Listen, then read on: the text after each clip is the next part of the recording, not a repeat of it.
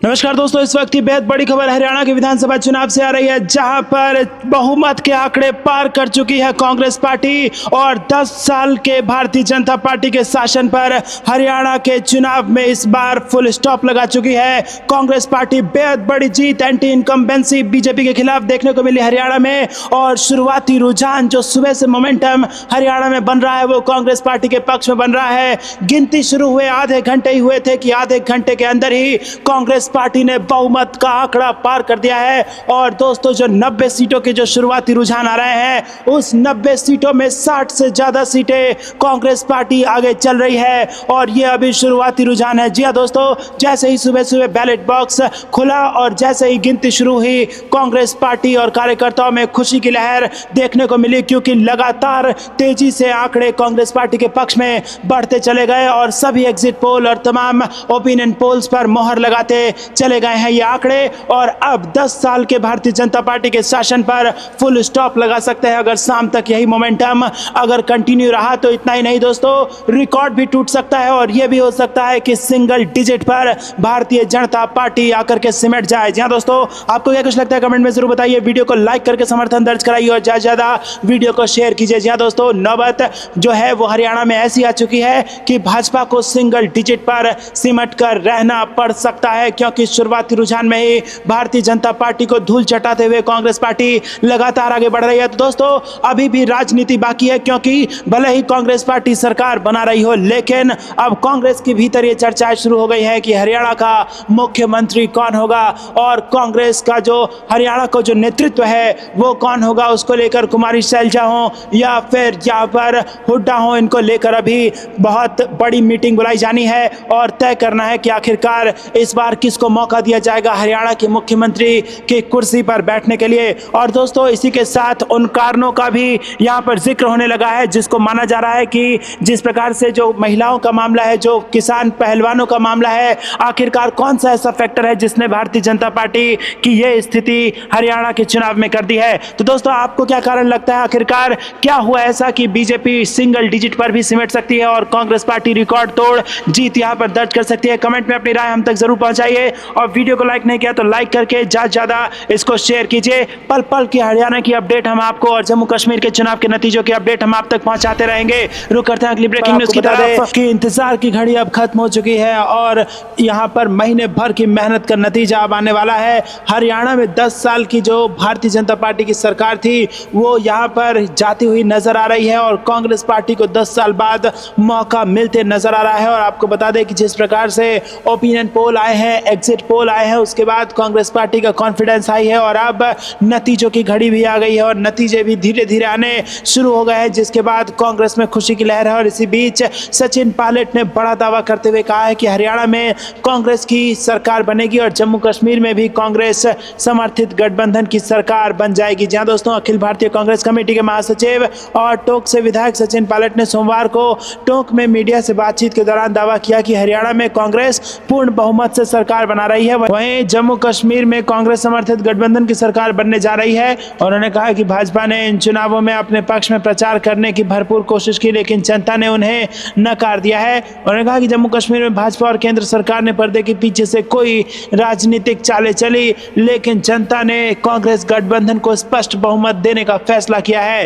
Pilot ने यह भी कहा कि इस चुनाव में 80% मतदान हुआ, जो बदलाव की दिशा में जनता का संकेत है। जी हाँ दोस्तों, यहाँ पर आपको बता दें कि आंकड़े आ रहे हैं और इसके बाद कांग्रेस का कॉन्फिडेंस बढ़ रहा है। पार्टी नेतृत्व को लेकर पूछे गए सवाल पर पायलट ने कहा कि कांग्रेस में नेतृत्व तय करने की एक प्रक्रिया होती है, जिसमें विधायक दल की बैठक और केंद्रीय नेतृत्व के अवलोकन के बाद फैसला होता है। जी हाँ दोस्तों, जैसे जैसे आंकड़े आ रहे हैं कांग्रेस पार्टी सरकार बनाने की तरफ अग्रसर हो रही है, वैसे ही वैसे अब सवाल यह है कि हरियाणा का मुख्यमंत्री कौन होगा या कौन होंगी। और इसको लेकर सचिन पायलट ने कहा है कि एक प्रक्रिया के तहत नेतृत्व तय किया जाएगा। तो दोस्तों, आपको क्या कुछ लगता है, कौन बनने वाला है हरियाणा का मुख्यमंत्री? कमेंट में नाम जरूर बताइएगा। रुक करते हैं ब्रेकिंग न्यूज की तरफ।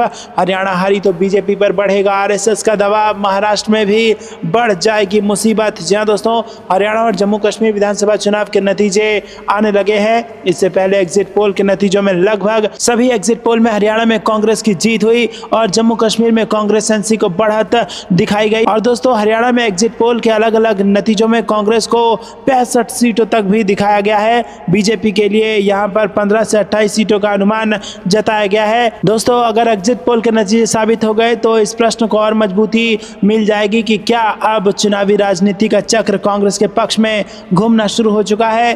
क्या दो ध्रुवों की राजनीति के इस युग में कांग्रेस युग की वापसी का दौर शुरू हो चुका है, खासकर तब जब लोकसभा चुनाव में बीजेपी का प्रदर्शन पिछले चुनाव के मुकाबले गिरा है और कांग्रेस का मजबूत हुआ है। लोकसभा चुनाव के बाद कांग्रेस बीजेपी दोनों पार्टियों की ये पहली चुनावी परीक्षा है।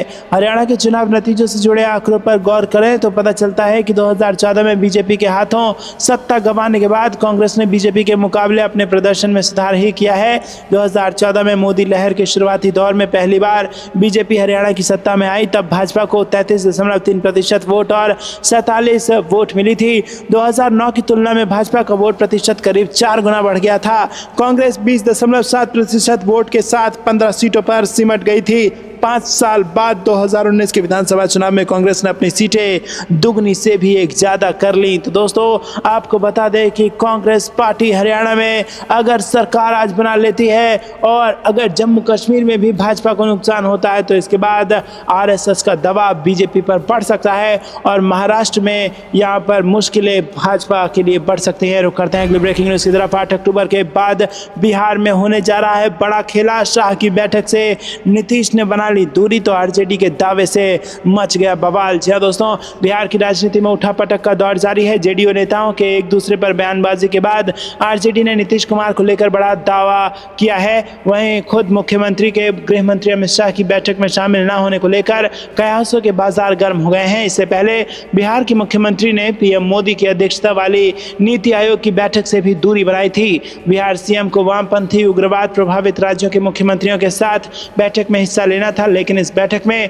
नीतीश कुमार शामिल नहीं होंगे। उनकी जगह डिप्टी सीएम सम्राट चौधरी हिस्सा लेंगे। बैठक में आंध्र प्रदेश, बिहार, छत्तीसगढ़, झारखंड, तेलंगाना, ओडिशा, महाराष्ट्र और मध्य प्रदेश के मुख्यमंत्रियों को शामिल होना है। बिहार सीएम नीतीश कुमार भले ही विधानसभा चुनाव की तैयारियों में जुटे हों, लेकिन पार्टी संगठन में सब ठीक हो ऐसा नहीं दिखता है। बीते दिनों ही परबत्ता से जेडीयू विधायक डॉक्टर संजीव कुमार ने अशोक चौधरी पर हमला बोल दिया। डॉक्टर संजीव ने कहा कि बिहार सीएम को यह देखना चाहिए राज्य में पूर्ण शराबबंदी है और दूसरी तरफ कोई मंत्री विदेश जाकर शराब पार्टी कर रहा है। परबत्ता विधायक अशोक चौधरी की उस तस्वीर पर बोल रहे थे जिसमें दुबई दौरे पर चौधरी एक कार्यक्रम में कुछ लोगों के साथ बैठे थे और सामने शैंपेन की बोतल खुली हुई थी।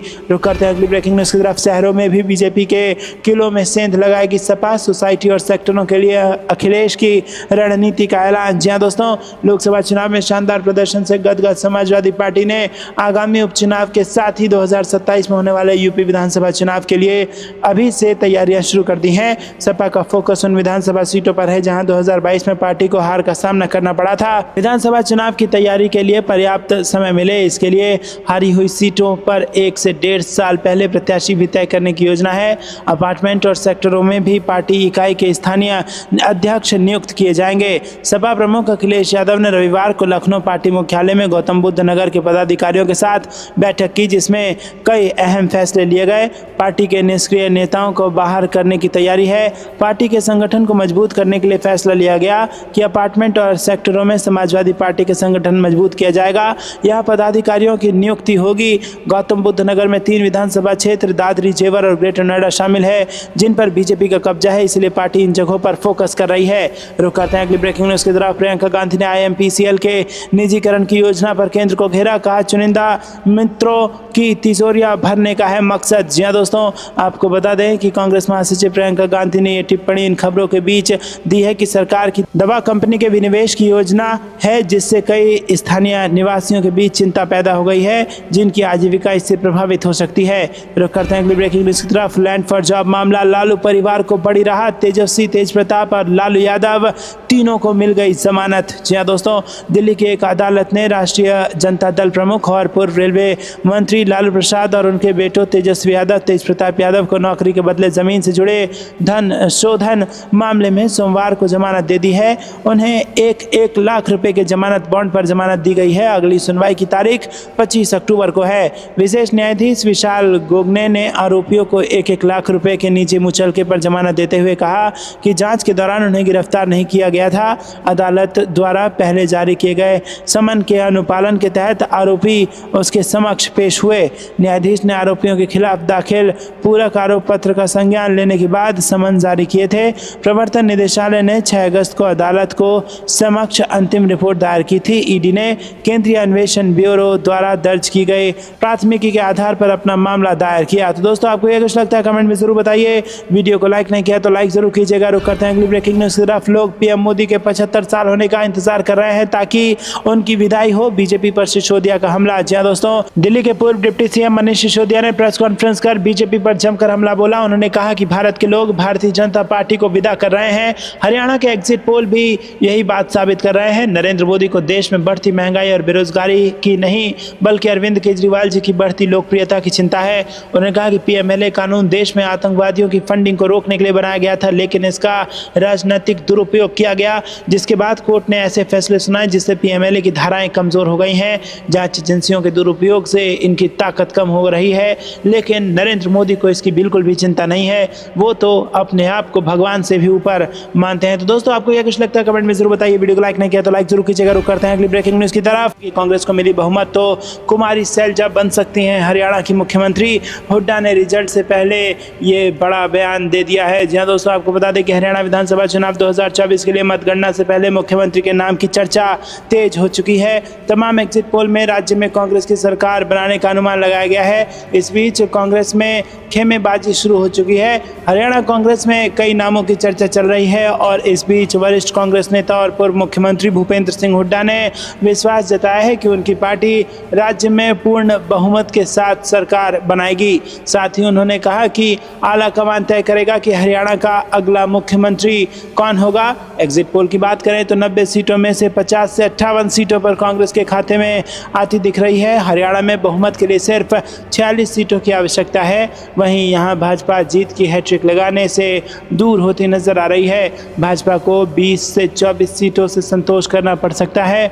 2019 के विधानसभा चुनाव में भगवा पार्टी 40 सीटों के साथ सबसे बड़ी पार्टी बनकर उभरी थी। हरियाणा में मुख्यमंत्री पद की दौड़ में कुमारी सैलजा का नाम भी उछाला जा रहा है। दोस्तों, आपको बता दें कि रिपोर्ट के मुताबिक उनके बारे में जब कांग्रेस नेता भूपेंद्र सिंह हुड्डा से पूछा गया तो उन्होंने कहा कि राजनीति ऐसी चीज़ है कि कोई भी आकांक्षा रख सकता है। उन्होंने कहा कि हालांकि एक प्रक्रिया होती है, विधायक अपनी राय देंगे और आला कमान फैसला लेगा। हुड्डा ने कहा कि मुख्यमंत्री पद पर सभी का अधिकार होता है, ये लोकतंत्र है, आला कमान जो भी फैसला करेगा हम उसे स्वीकार करेंगे। हुड्डा ने कहा कुमारी सैलजा हमारी वरिष्ठ नेता हैं। रुक करते हैं अगली ब्रेकिंग न्यूज की तरफ। कांग्रेस की मुट्ठी में दिख रहा हरियाणा। जम्मू कश्मीर में भी एनसी गठबंधन को बढ़ा। जी हाँ दोस्तों, आपको बता दें कि हाल ही में केंद्र की सत्ता में तीसरी बार वापसी करने वाली भाजपा को हरियाणा और जम्मू कश्मीर विधानसभा चुनाव के परिणाम निराश कर सकते हैं। शनिवार को हरियाणा में मतदान के बाद आई विभिन्न एजेंसियों के चुनाव पूर्वानुमान में भाजपा को नुकसान होता दिखाई दे रहा है।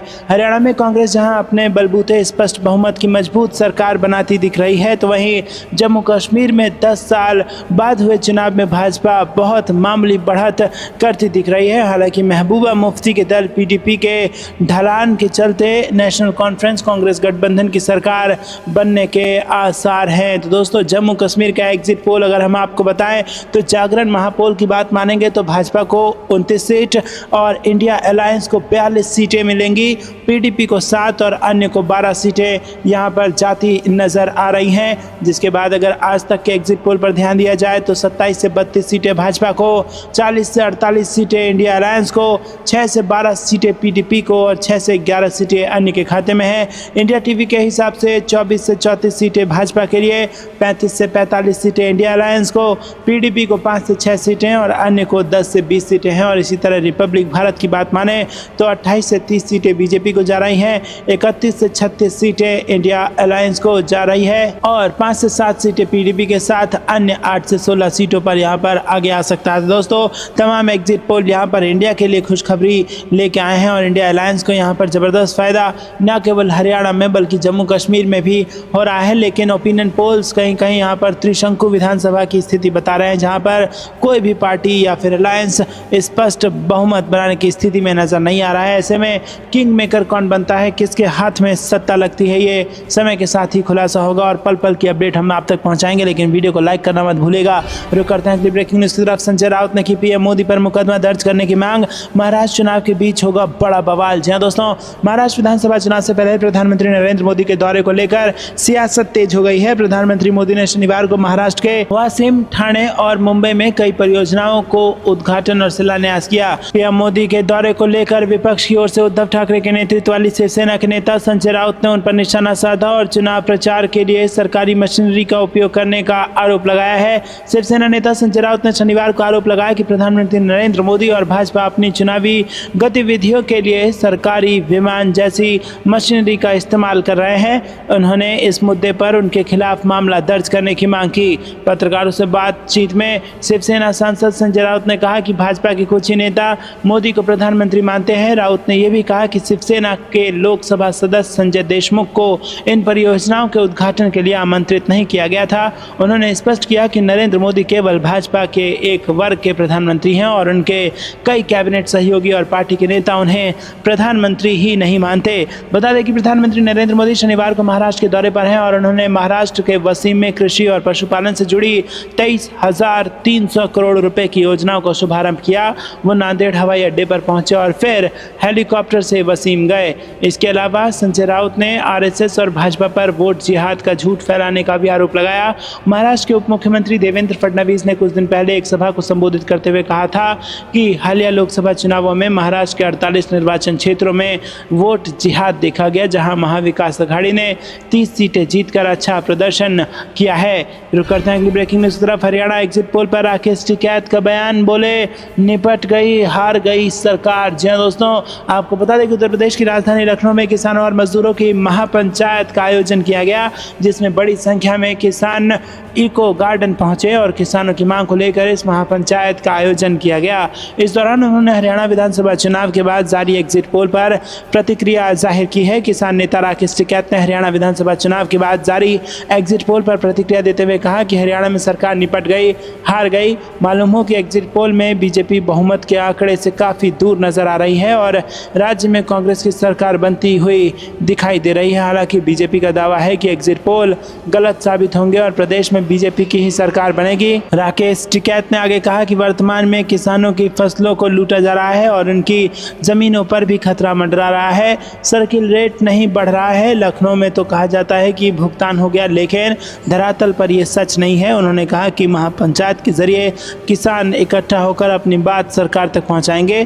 किसानों के मुद्दे पर बात करना जरूरी है और हमें यह सुनिश्चित करना होगा कि हमारी मांगे सुनवाई के योग्य हों। रुक करते हैं अगली ब्रेकिंग न्यूज की तरफ। हरियाणा कश्मीर चुनाव में बीजेपी का कोई दाव नहीं चल पाया, चाहे वो सीएम बदलना हो या अनुच्छेद 370 को हटाना। जी हां दोस्तों, लोकसभा चुनाव 2024 में 400 के पार का सपना देखने वाली बीजेपी महज 240 सीटों पर सिमट गई है। बीजेपी को अपने सहयोगी दलों की मदद से केंद्र में सरकार बनानी पड़ी।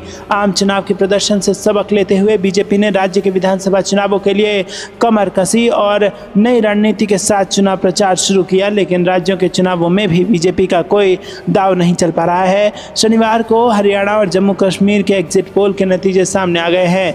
दोनों राज्यों के नतीजे बीजेपी का ब्लड प्रेशर बढ़ा रहे हैं। दोनों ही राज्यों में बीजेपी का सरकार बनाना काफी मुश्किल लग रहा है। वहीं कांग्रेस का दबदबा बढ़ भी रहा है। हालांकि एजेंसियों का ये एग्जिट पोल अंतिम नतीजे नहीं है। दोनों राज्यों में चुनाव के नतीजे 8 अक्टूबर को घोषित किए जाएंगे। जम्मू कश्मीर में 10 साल बाद विधानसभा के लिए मतदान हुआ है। वहीं हरियाणा में पिछले 10 साल से बीजेपी की सरकार है। अगर एग्जिट पोल के नतीजे हकीकत में बदलते हैं तो बीजेपी के लिए काफ़ी बड़ी राजनीतिक संकट खड़ा हो सकता है। दोस्तों, आपको बता दें कि हरियाणा में शुरू से ही कांग्रेस के पक्ष में माहौल देखने को मिल रहा था। दरअसल हरियाणा में सेना की अग्निवीर भर्ती योजना और 3 कृषि बिल ने किसानों और युवाओं का बीजेपी से मोह भंग कर दिया था। किसानों के गुस्से को देखते हुए बीजेपी ने कृषि बिल तो वापस ले लिए थे, लेकिन किसानों के दिल में जगह नहीं बना पाए। हालांकि बीजेपी ने राज्य में मनोहर लाल खट्टर को हटाकर नायब सैनी को सीएम बनाने का दाव भी खेला था, लेकिन ये भी फेल होता नजर आ रहा है। उधर बीजेपी की हार का एक कारण हरियाणा में टिकट बंटवारे के चलते बढ़ी अंदरूनी कलह को भी माना जा रहा है और इस कलह के चलते बीजेपी के कई दिग्गज नेताओं ने कांग्रेस का दामन थाम लिया था, वहीं बीजेपी भी दूसरे दलों के नेताओं को पार्टी में लेकर आई थी। जम्मू कश्मीर में नेशनल कॉन्फ्रेंस और कांग्रेस गठबंधन एग्जिट पोल में बहुमत के करीब नजर आ रहे हैं। एग्जिट पोल के रिजल्ट बताते हैं कि यहाँ भी बीजेपी सरकार बनाने की स्थिति में नहीं है। अनुच्छेद 370 हटने के बाद बीजेपी को उम्मीद थी कि जम्मू कश्मीर की जनता का रुझान उनकी तरफ बढ़ेगा, लेकिन ऐसा होता नजर नहीं आ रहा है। राजनीतिक जानकारों का कहना है कि जम्मू कश्मीर में पिछले काफ़ी समय से आतंकी हमले बढ़ रहे हैं, जिन्हें रोकने में केंद्र सरकार कोई मजबूत कदम नहीं उठा पाई है। वहीं राज्य में कई लोग अनुच्छेद 370 हटाने से काफ़ी नाराज़ हैं। इसके अलावा बीजेपी ने स्थानीय दलों के साथ सामंजस्य बनाने में भी कोई दिलचस्पी जाहिर नहीं की, जिसके चलते बीजेपी जम्मू कश्मीर में अलग थलग सी पड़ रही है। रुक करते हैं अगली ब्रेकिंग न्यूज़ की तरफ, लेकिन दोस्तों उससे पहले वीडियो को लाइक नहीं किया तो लाइक ज़रूर कीजिएगा। रुक करते हैं अगली ब्रेकिंग न्यूज़ की तरफ। भाजपा की वापसी रात में सूरज निकलने जैसा, किसान नेता राकेश टिकैत ने दिया यह बयान। जी दोस्तों, आपको बता दें कि हरियाणा विधानसभा चुनाव का माहौल पूरी तरीके से बन चुका है और गरमाया भी हुआ है। 5 अक्टूबर को वोट भी यहाँ पर डाले जा रहे हैं। सभी राजनीतिक दल अपनी रणनीतियों में जुटे हैं, बड़े नेता चुनावी सभाएं कर रहे हैं और किसान मुद्दा प्रमुखता से उभरा है। भाजपा और कांग्रेस दोनों ही जीतने के लिए एड़ी चोटी का जोर लगा रहे हैं। चुनाव परिणाम 8 अक्टूबर को आएंगे, जो स्पष्ट करेंगे कि जनता का मन किस ओर है। भाजपा और कांग्रेस दोनों ही चुनाव मैदान में कड़ी मेहनत कर रही है। पीएम मोदी और राहुल गांधी जैसे बड़े नेता चुनावी सभाएं कर चुके हैं और सभी दल जीतने के लिए सभी कोशिशें कर रहे हैं। दोस्तों, भाजपा को सत्ता विरोधी लहर का डर है। इसका मतलब है कि जनता इस बार भाजपा को पसंद नहीं कर रही है। वहीं कांग्रेस में कुछ बागी नेता हैं जो पार्टी को नुकसान पहुंचा सकते हैं। किसानों का मुद्दा चुनाव में बहुत महत्वपूर्ण है। किसान भाजपा के खिलाफ हैं और कांग्रेस ने किसानों का समर्थन किया है। किसान नेता राकेश टिकैत का कहना है कि इस बार हरियाणा में भाजपा की सरकार नहीं बनेगी। राकेश टिकैत ने कहा कि सरकार किसानों से बातचीत नहीं कर रही है। उन्होंने कहा कि किसान आंदोलन के दौरान बातचीत नहीं हुई। टिकैत का मानना है कि जो नेता किसानों के लिए काम करेगा वही मुख्यमंत्री बनेगा। किसान नेता ने विनेश फोगाट के कांग्रेस में शामिल होने का समर्थन किया और उन्होंने कहा कि यह उनके लिए सही रास्ता है। अगर वो खेल मंत्रालय पाती हैं तो उन्हें युवा खिलाड़ियों के लिए अच्छी योजनाएं बनानी चाहिए।